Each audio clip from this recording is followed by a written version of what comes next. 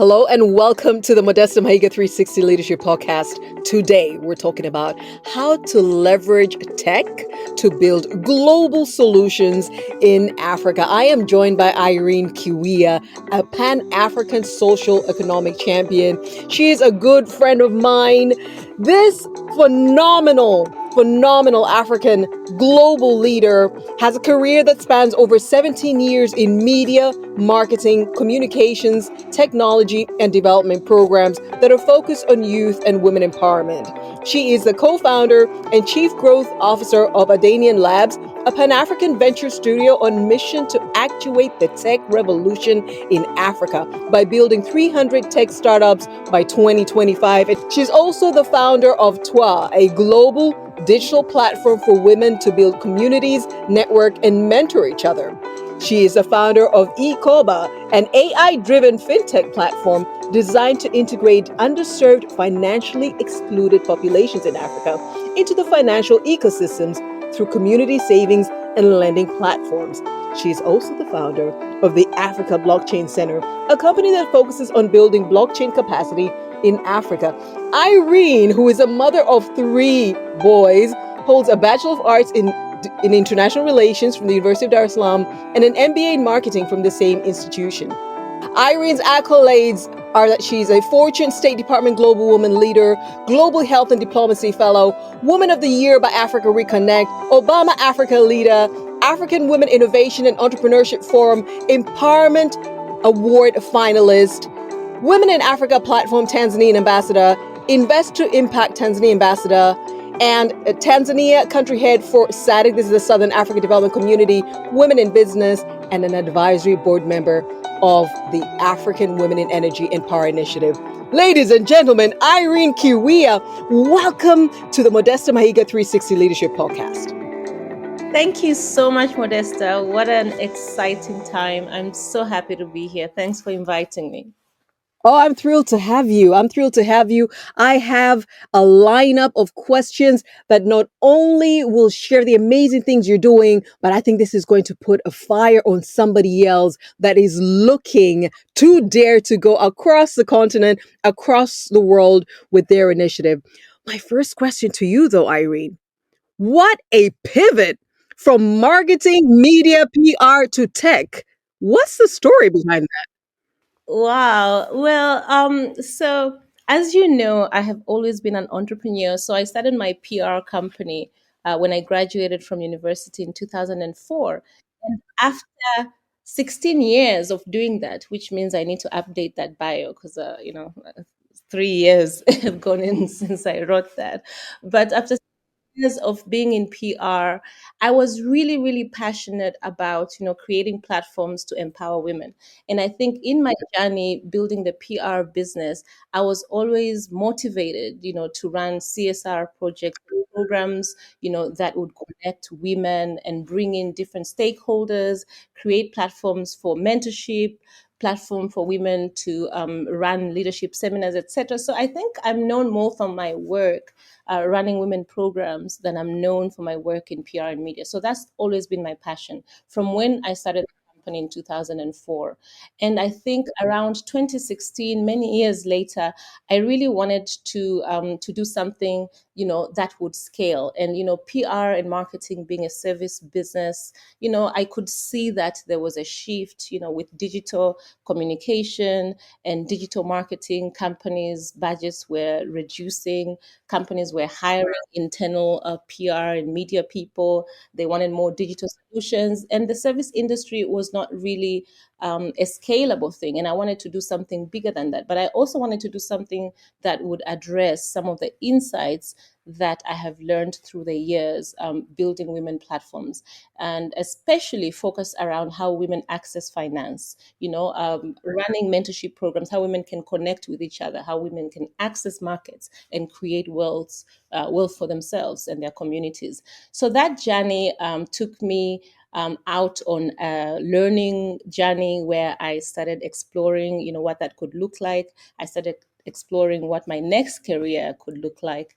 And yes, I just found technology, took a year off, to really immerse myself and learn, because I was one of those people who, when someone mentioned technology, I'll just close off. I'll be like, that's for other people. That's not for me. I'm in PR, I'm in marketing, I'm in women empowerment, So during that year, I went on a learning journey, trying to understand where the world is at as far as technology is concerned, where Africa is at, where my country, Tanzania, is at, what solutions are being built, what innovations are being built. And it was a huge, huge discovery moment for me.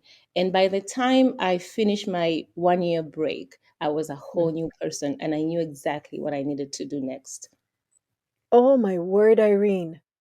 You know, for those who don't know you, they may not appreciate, right, how established you had been in the spaces that you moved and operated in. To have the foresight and the humility to say, first of all, times are changing.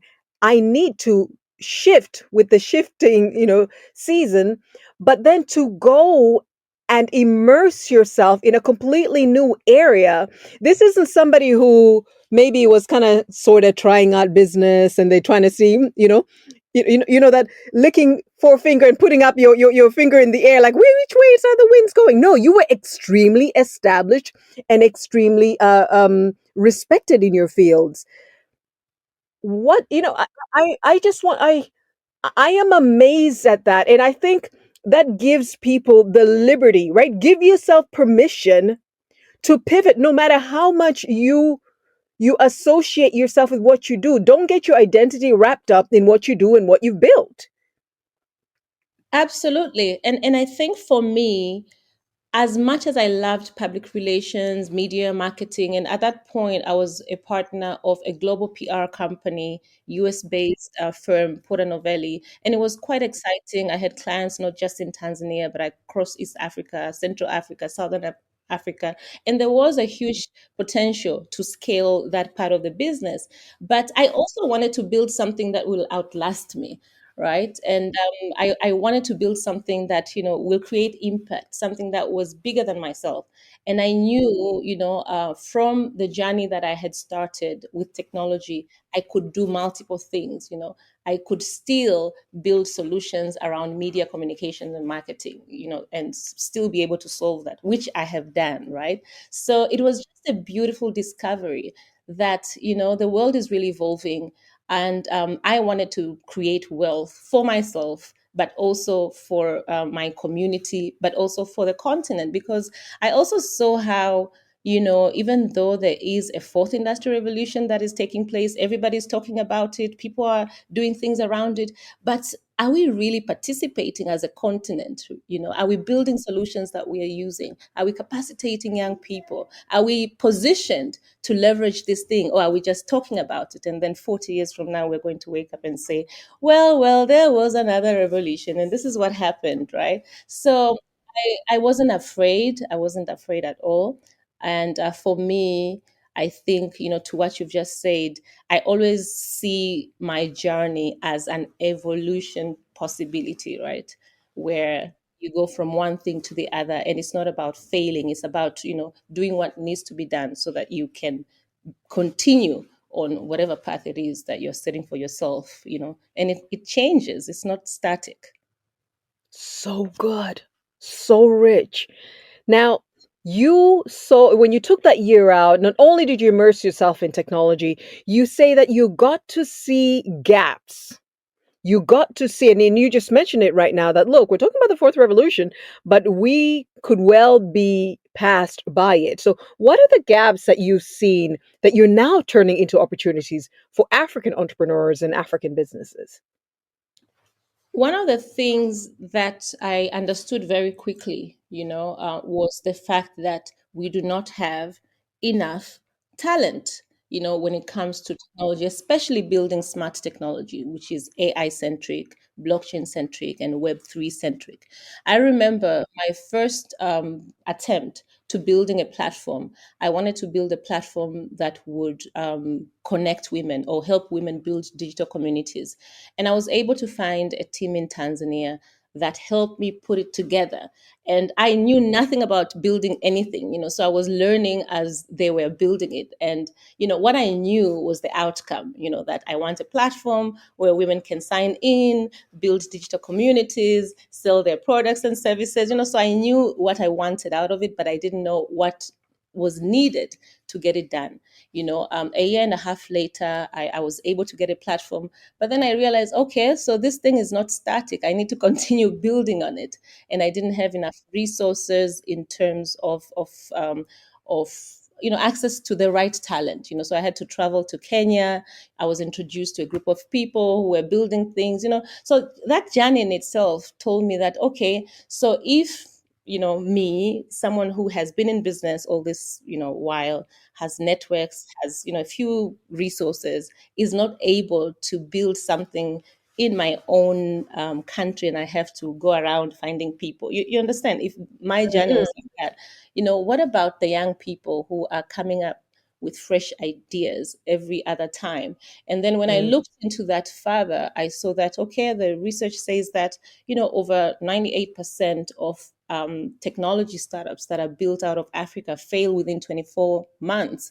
And, it makes sense. And if you look further and look at, okay, so what are these technology companies, that we keep reading about, that we're hearing, that are winning, that are raising funds, because at that point there was a lot of money that was coming into the continent. Then I saw that the money was going to companies that were founded by European founders, Harvard graduates from the US. So then you start wondering, okay, so if this is a fourth industrial revolution, and here is a continent that is positioned to be the largest continent in the next few decades, with the youngest population, and we're not even building solutions that are solving our problems, but this is a revolution of data, and we're using all these solutions that are imported. Where are we going to be? So that was the beginning of the issues that I saw around what needed to be done. And from then on, I thought, okay, what needs to be done? What needs to be done is to build a platform that will proactively and intentionally invest in technology companies and handhold them and build those ventures to make sure that they go to market, and those companies will be solving African solutions. But also we need to tackle the other problem, which is access to talent. So building digital skills around artificial intelligence, around blockchain, around all those different things, cybersecurities, which are the talent or the skill sets that are needed, not just today, right? And then that was kind of how the journey started, and it became the foundation of what Adanian Labs is today. Oh, Irene, thank you for that. Because I love the narrative that Africa is equipping to not just um, deliver African solutions, but global solutions, right? 1 in 4 people by 2050 are going to be African. The African population is the youngest. And so not only for labor, skilled labor and these new skills, tech driven skills labor, but also for as a consumer base. Now, could you tell us a little bit more about the businesses that and platforms that you use to drive this vision? I do you know the honest truth is, Irene, I wanted to ask you, okay, tell us what AI, blockchain, cybersecurity. I really wanted to go there. Truly, truly. And then I was like, now you're exposing yourself. Let's pretend everybody already knows. Actually, you'll be surprised. We're all learning every day. We're learning on the job, and we're learning every day.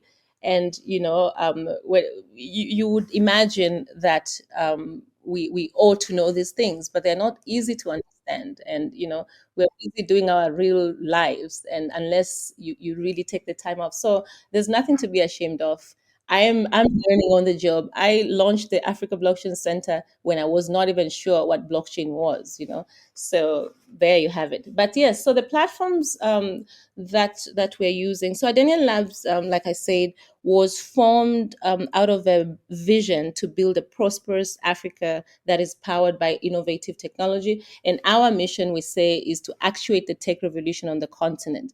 And we do it in four ways. A, we are a venture builder, so we invest in technology companies, and we invest in day one, because that's when nobody wants to get their hands dirty. They A lot of investors are waiting for companies to be profitable, before they bring in their money, which is understandable. But if we are not being intentional about building ventures, then who is going to become profitable? I mean, it took so many years, and so much money, research money, patient capital for Chat GPT to be birthed. And one of the challenges in Africa is that there's not enough patient capital. We don't do a lot of R&D, so we are always going to be a consumer-centric type of population. And in this particular era, we need to start building solutions. We need to be producers of the solutions that we consume. mm, This is a mm, data revolution era. We need to own our data. So we mm, invest in technology driven companies. We give funding, but we also capacitate the innovators with access to resources, whether it's technology resources or any resource that they need, because we understand they come from they're fresh. Most of the tech entrepreneurs are fresh. They don't have the network, the access. So we handhold, make sure they build the solution that they have to build, make sure it's mm, built, with global standards, and it's something that is scalable, and then we take them to market. So we're very, very intentional in our approach to venture building. And in the last 3.5 years, we've invested in over 40 companies across 5 countries. And the second thing that we do is capacity building, mm, building digital skills, for young people, but also for industry leaders and government leaders, because we saw that, it has to be a 360 empowerment plan. So we yeah. launched centers of excellence around AI, blockchain, and AI, IoT. So we have the AI Center of Excellence that we launched in 2021. And then we launched the Africa Blockchain Center in 2022 and the IoT company in 2023. And we have been building technical capacity, so training data scientists, AI engineers, blockchain programmers, and training industry leaders. Actually, interestingly, today I had a group of business leaders from Gibbs University here in Johannesburg, and they came to our lab for a full day immersion of what data transformation is and what it could do to their businesses. So technical skilling, especially digital skilling rather, is another pillar. And the third thing that we do is we're a technology company. We wanted to build solutions that are truly creating impact in Africa's key sectors, so from health to agriculture to financial services to media advertisement. We have built so many technology tools. So we consider ourselves a Microsoft of developing world. And we say this because we have built solutions that are ensuring the informal sector in Africa is part of the digitized economy. So B2B2C solutions that are powering businesses to be able to bring in the informal sector, because the face of Africa is informal. We have to do something about it. We can't talk about digitization and think about just digitizing our corporations and our institutions and leaving that smallholder farmer in an agriculture value chain out of the way, or leaving that woman who is saving in a eCOBBA or a Stockfield or a Susu.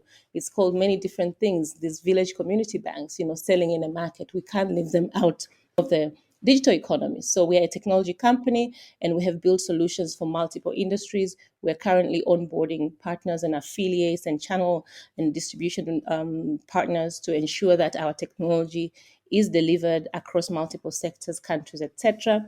And the fourth thing that we do, which is extremely exciting, we were very intentional from day one to have an infrastructure across multiple countries on the continent, because the opportunity for technology is in the 1.3 billion people that are in Africa.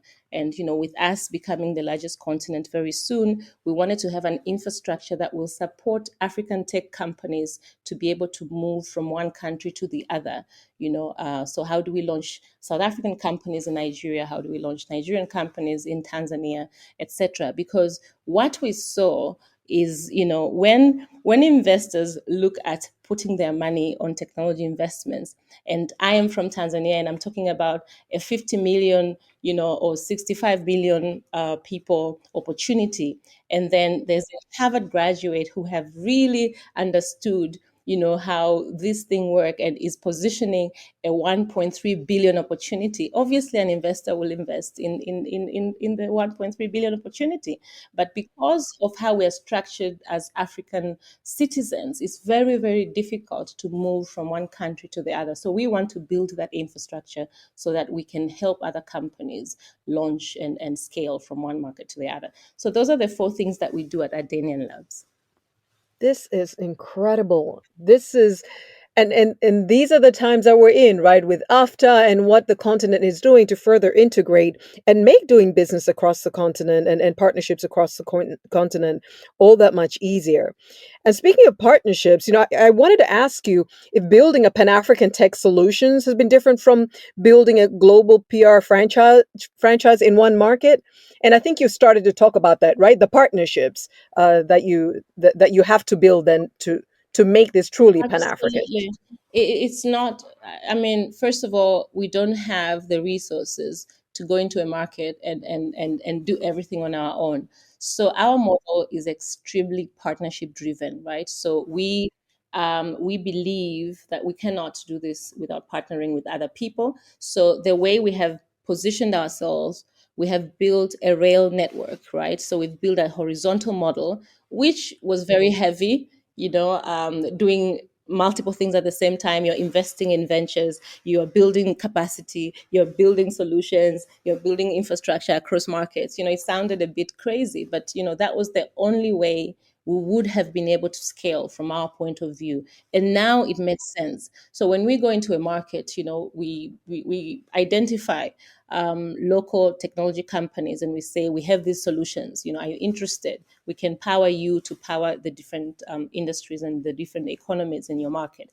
Okay, we have developed all these different curriculums, we can launch a training program and train young people. So we're able to sit with government, with development partners, with industry partners, and really highlight the problems and say, we've built some assets, we've built the skill sets or the capabilities, how can we do this in this market? And we showcase, why it's critical, right, for a country or an economy to do what's necessary in terms of building ventures that are creating a digital economy within the country, or training and building a pool of technology talent, but also capacitating industry leaders in that market. So I mean, this thing is here, right? This data Mhm. revolution is here. So we either do it now, we adopt it now, or we pay the price tomorrow.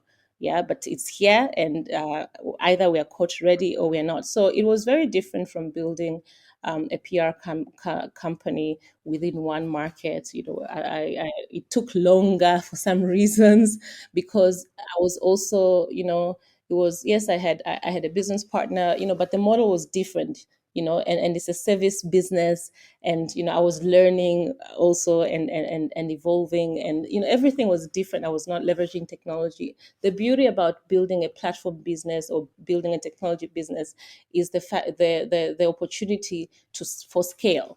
Yeah, so which is different from when you're building a regular traditional service business.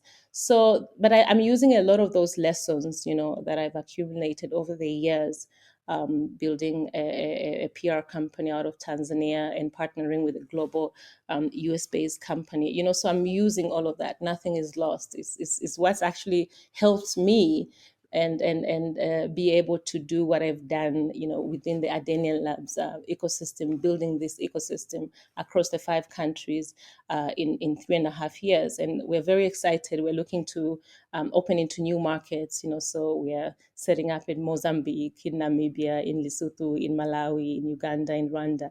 I mean, the aim is to be in as many countries as possible, but because of how we've structured our business, we are a very lean organization. We operate through a network of partners, which in essence is how the global giants, the global technology companies who are playing in the software space manage to build multi-billion-dollar companies across the world. It's through channel partners. Absolutely. Yes, Yeah. exactly. Oh, this is powerful. Now, for you as an entrepreneur, what was your process as a business leader to make that switch as a personal brand and in your personal development? I mean, you spoke about taking a year and really immersing yourself. Did you find that you had to make intentional, deliberate communication shifts to re-emerge, to evolve and re-emerge now as a tech icon really on the African continent? Yeah, I mean, it was a very interesting time because I obviously had to continue operating in the way I was operating while I'm building a parallel thing, next to my daily operations, right? Mm, And mm, it seemed very complicated at the time, but I had to communicate to my team to say, this is the future, and yes, as we're doing this, I'm building this on the side, and it will be mm, great if, at the end of it, we're able to break all the walls and we become one thing. And each opportunity I got in the journey, I was able to communicate, with the clients, with different stakeholders. So it was a journey, but it was also complicated even for me, because I'm used to being a certain way and doing certain things, and now there's this new thing I'm working on. I don't know it 100%. I'm figuring it out on the job, mm. So it was quite interesting. But the only good thing is it was a process that I had done before, right? So I was not scared. I was Yes. excited. The possibilities were exciting, but it was a journey to a point where I was confident and comfortable enough, to say, okay, you know what, actually maybe a merger of these two is not going to work. Let's just close this down and move on, with this new chapter. And it was also interesting because I didn't do it on my own. I Mm, partnered with other people, so it was not a lonely journey.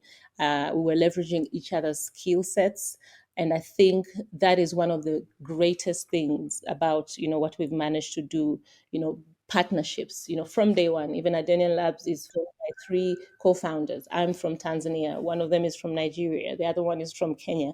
And we all mm. bring, our many years of experience into the table. So it made the journey easier. And then coming from different countries, we were able to bring in different insights, and we were able to scale quicker, because on day one, Yes. we were able to have a presence in Tanzania, Kenya, and Nigeria, right? Oh, God. So that was quite interesting. Oh, this is so powerful. Um, what that's also saying to the benefit of having been an entrepreneur and having started things before is this is not my first rodeo, right? It may be a new industry, it may be a new platform, and I'm leveraging new techs, but I have experience as an entrepreneur. I've started things before, I've built them from the ground up. I'm just transferring those to something else. This lessens the fear of delving into new spaces. It does, yes. Now, something that and I'm really now asking or sharing, um, because it's one place to talk about the business and what we want to do in the business. As a leader, as a mother, you have had to make difficult personal decisions to start seeing this vision that you have for the continent and for inclusion of women and youth in the fourth revolution on the continent. You literally uprooted and moved your family to pursue this dream.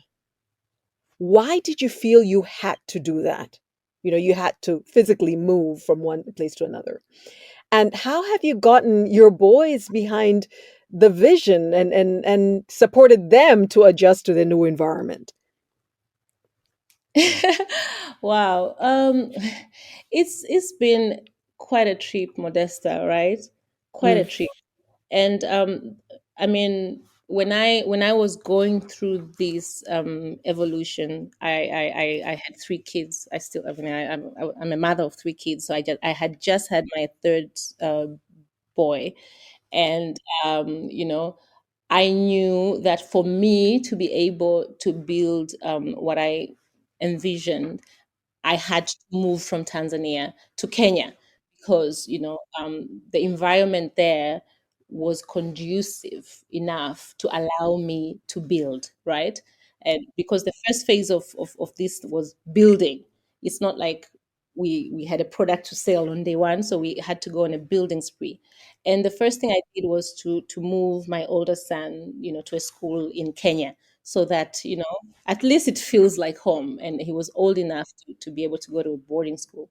But I had to spend the next 2 years, traveling back and forth between Tanzania and Kenya. So I would spend 1 month in Kenya, 1 month in Tanzania, 1 month in Kenya, 1 month in Tanzania. And I did that for 2.5 years. And Oof. I remember at the peak of COVID, the borders are closed, there are no flights back and forth, and I have to use travel by road, from Dar es Salaam to Kilimanjaro to you understand. So it was quite a tough period, and obviously have to be away from my children, for a full month back and forth. But I'm really grateful. I had a really good support system and a very supportive father who was able to make it easy for me to do that, and my children understand. I think one of my sons told me one day, "Mom, you're very, very hardworking. It's very inspiring." And they keep asking me, "Mom, you're really changing the world, aren't you?" Like they see my work, they see my input, and they see that drive, and I tell them, this is the way to do it. I don't want to wake up 40 years from now and then have my grandchildren ask me, "Grandma, when the fourth industrial revolution was taking place, people were doing things. What were you doing?" Right? And for me, I think and I believe, to the core of my being, that we are a very unique generation, all of us who are alive today, because we are tasked by the responsibility of doing what is right, to fight for this particular era, and whatever we do today will truly determine the narrative of this continent for years to come, for years to Yeah. come. And we have a very unique opportunity with this particular technology era to really change the status quo of this continent, to change the narrative, to create, better results, to create wealth, to solve our problems. And if we miss it, the results of that will be detrimental, and it will take so many more years to have another opportunity like this. So we don't have the luxury of not Yeah. doing what needs to be done. Oh, I just hear you saying, you know what? We need to have the courage of our conviction. If we believe in this continent, then it's going to take some personal sacrifices. And there's something I often say is that, when I see something that isn't right, I think somebody should do something about this. And then I say, wait, I am somebody, right? Like somebody Absolutely. should address this thing. And then you're thinking, wait a second, I'm somebody. Start where I'm at. But I have to stand and be counted. I cannot have history ask me, where were you? And I come up with excuses, which leads me to this, Irene. What are some hard truths you can share with our 360 leadership community to help us be more and do more? Hmm. How much time do we have? We have time, Irene. We have time. Well, there's many things, right? There's many things, but I think one key thing is to really take our responsibility in nation building very, very serious. And I think most of us, spend a lot of time being caught up in the rat race and in our, all these different issues, complaining and but, and we get comfortable in that space, and we don't realize how privileged we are, how capable we are, and how how tasked we must be to be uncomfortable, so that we can change things for ourselves, but also for our communities, our countries, and for our children. I take this very, very serious. If we look at some of the things that have happened that we enjoy today in our lives, very, very simple things as maternity leave, or the fact that we have electricity, or simple things in our day-to-day lives. People sacrifice to go out of their way, so that they can innovate and invent and change things and revolutionize, so that we're able to enjoy those things. So what is our responsibilities as human beings, as countrymen, as parents, as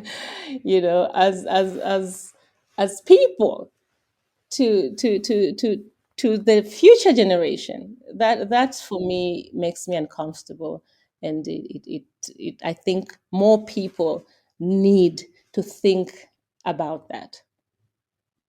And it's not easy. Nothing is easy. Nothing is easy. And I think you just get used to enjoying the process, whether it's easy or hard, right? So I mean, my journey has been quite difficult. Every day there's newer challenges. So what I've learned is to be more resilient.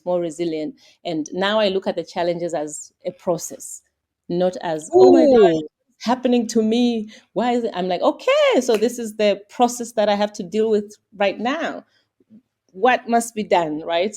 What skill wow. sets am I bringing out of my toolkit? And that way it's not personal. I don't personalize any of these things, and the world, our countries, our continent need us.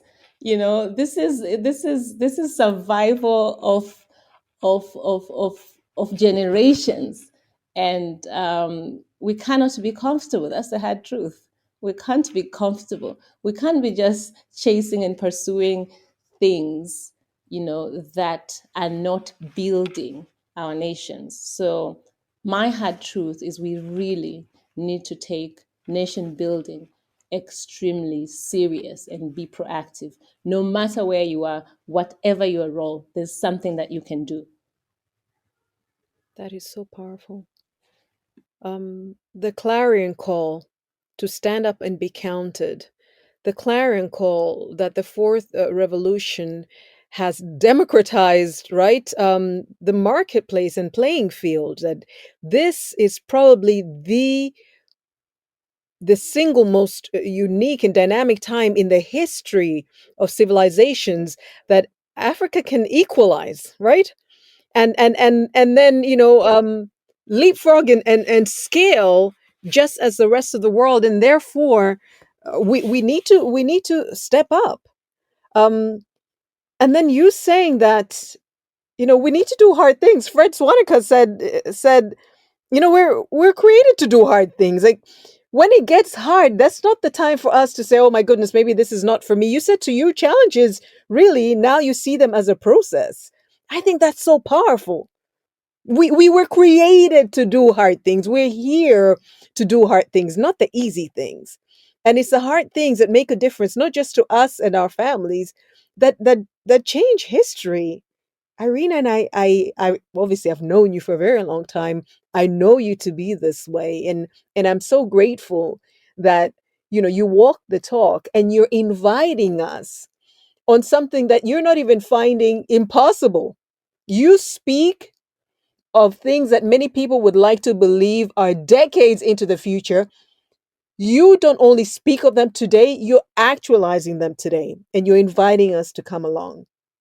Now, Irene, if there are three things that we can do today, like somebody's listening to you right now, they're getting convicted, they're getting uncomfortable, but they're getting excited. They're like, yeah, yeah, yeah. I'll sign up too. I'll do this too. I'll do this in my area. What three things can we do today to think and do bigger? Just to start off today. Hmm. What three things can we do today? I think number one is, if I'm speaking to leaders now in their personal journey.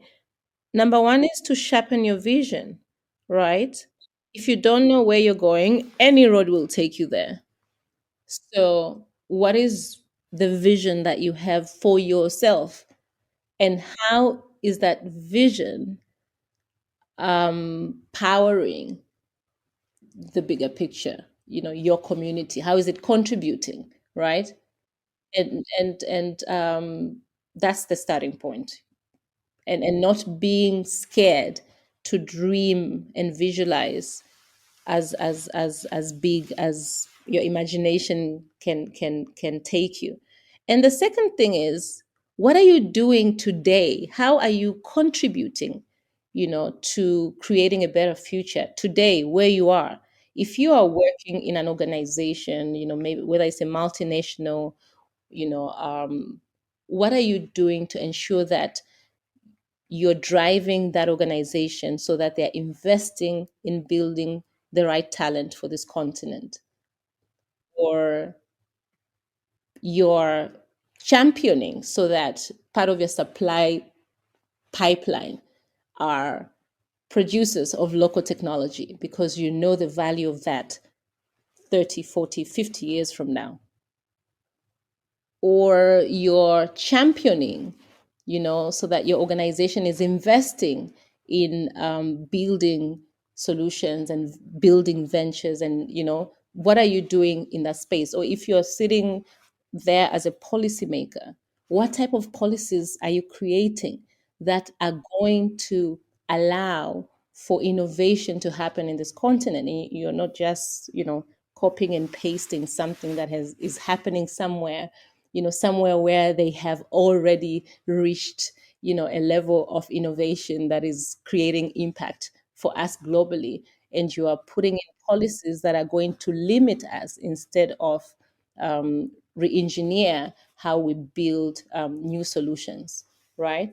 So that is second. And the last thing, how are you working with other people, within your ecosystem, truly working? I mean, we talk about partnership as if it's, yeah, yeah, yeah, partnership driven.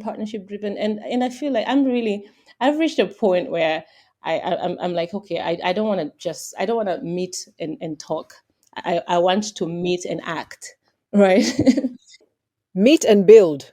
Yes, let's meet and build this thing of Mm. talking. And yes, these are our challenges. These are the obstacles. What is the government? No, what are you doing? What are we doing? What can we do? Right. So, how are you using collaboration efficiently and effectively so that you can start to create change? It's difficult to do these things on our own. It's almost impossible to do these things on our own. We don't have the capacity, the capabilities, the resources, the financial muscles. We don't have any of that. But together we are stronger. So how are you truly building with your ecosystems, with your neighbors, with the other stakeholders in your value chain? Thank you for that, Irene.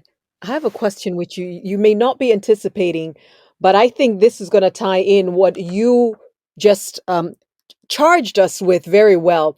Please tell us your story. Tell us how you went from thinking up what you're doing, connecting with somebody in Kenya, applying for an opportunity in Dubai, speaking on the platform. Next thing, an investor looks for you. Next thing, you're on CNN. Please talk about how this actually looks like in practice, how you can get up, have the courage of your conviction, seek out help.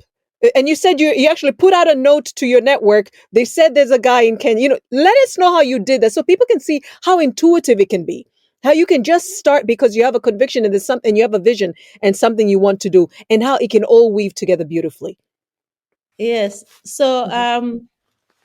I have a very interesting story around what you've just asked. Mhm. And, I think it was 2022, the journey with Adanian Labs was underway. We had already built the AI Center of Excellence, so we were building capacity, training, da da da. And I mean, I still am, in a learning journey. And I really was looking into this blockchain technology, trying to understand what it was.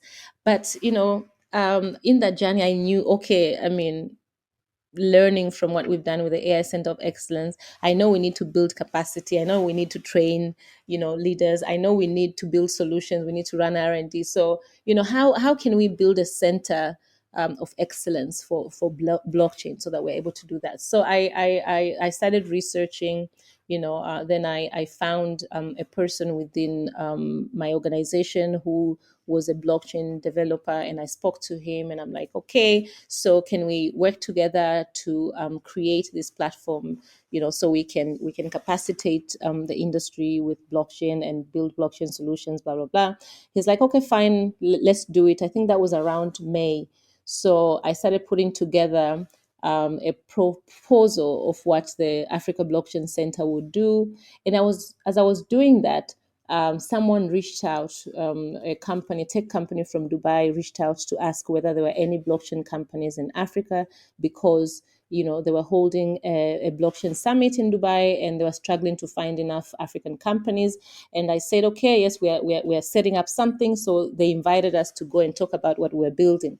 And so we ended up in Dubai presenting a vision of something that we wanted to build. We were still building it. It wasn't even registered as a business. And as we are there, CNN reached out because they wanted to profile African companies that are exploring or are building in blockchain technologies. So we ended up being interviewed on CNN. I think that was around June, July, and then by August. Now, at that point, the company was being registered. We had clarity on what we wanted to do. I had brought in a team of like a board of directors, to an advisory board, so to speak, to advise us on how we can evolve. And someone reached out and say, "Oh, there's an Asian investor looking to invest in blockchain companies in Africa. And I heard, I saw you guys on CNN. I know you're doing something. Can you meet them?" So we meet them and we present our vision. And within a month, they ended up investing in the company. That was, literally from idea to registration and figuring things out. That process was around 5 months. But the point of the story is, if we had not done any of those things, none of those opportunities would have landed on our lap, because we would not have been ready. Most times we are so scared, we overthink things, we sit on things. I'm a firm believer of building as you're flying, right? Yes. You will figure it out. And as you're Yeah. figuring it out, people will connect with you and Yeah. and work with you, so that thing will become a reality. But we want to make sure everything is working, everything is perfect. At that point, if you were to put me on a stage and ask me to talk about blockchain, I probably would not have been able to explain what it was. I was also figuring it out. But I knew what needed to be done. I knew what the gap was, and I wasn't scared to go and build it. Fast forward a year and a half later, the Africa Blockchain Center has trained over 250 blockchain programmers, and I absolutely believe it's one single institution on this continent that has trained that many blockchain programmers. We are now doing projects for clients, not just in Africa. There's not enough blockchain projects in Africa, but we're doing projects in Asia, in Europe, and the demand is growing. We are about to launch, our very exciting solution around verifiable credentials, which is a game changer. It's going to change, how verification of, things like education is done, which is the whole point of why technologies like blockchain exist. So yes, that's the story. And that's my approach to many things, right? Just do it. Just do it. Just do it. Don't overthink it. And sometimes as entrepreneurs, by the time you've created your perfect solution, you haven't tested this thing in the market. The market could put you to shame.